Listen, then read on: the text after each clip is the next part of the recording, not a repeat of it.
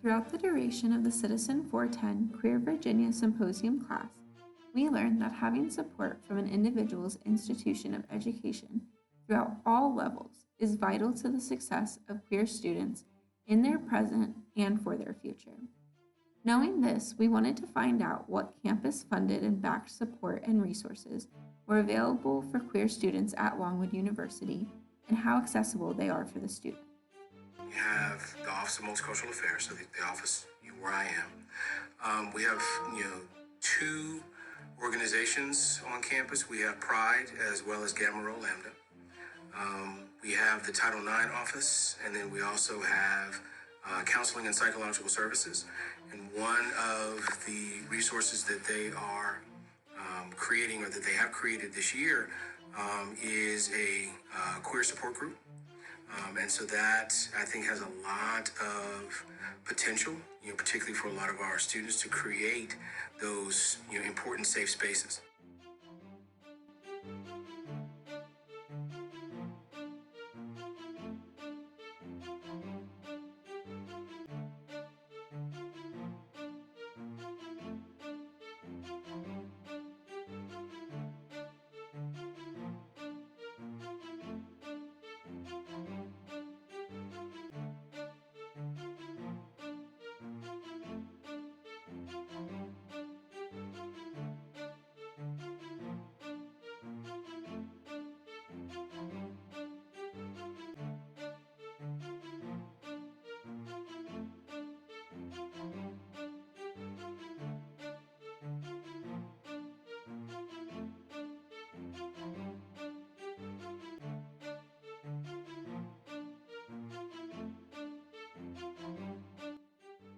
The plan itself, while not being specifically targeted to any one particular issue or one particular group, I think it provides a framework.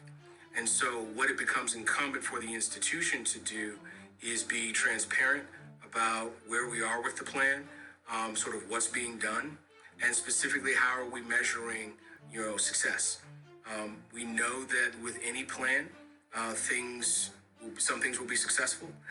Some things, still yet to be determined. Some things will not be successful. There'll be fails. But what do we learn from that? How can we continually adapt and continually improve? So I think the real opportunity, and that's the discussion that the University Diversity Council is having, is, again, how can we make sure that we're accountable for this plan that we've created?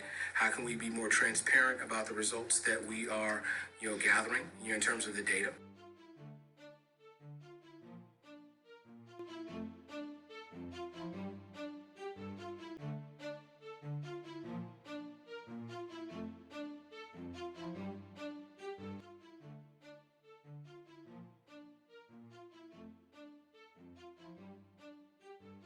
Queer students are one of the many aspects that make the Longwood community what it is. Longwood must work to ensure that queer students know about campus-funded resources so they can easily access support and services to thrive as their true, authentic self. I think when we talk about the true nature of inclusion, it's not waiting for people to advocate for it themselves, but knowing this is what we should be doing. Because when we talk about, getting to your previous question, how do we recruit and retain queer populations? Well, you do so by demonstrating that the climate on campus is one that's conducive, that we have resources that are inclusive, that are considering, these different, identities and expressions. And I think once you start to do that, you'll notice that the entire climate of campus will change. One of the things that we talk about a lot in DEI is the notion that, a rising tide lifts all boats. And so again,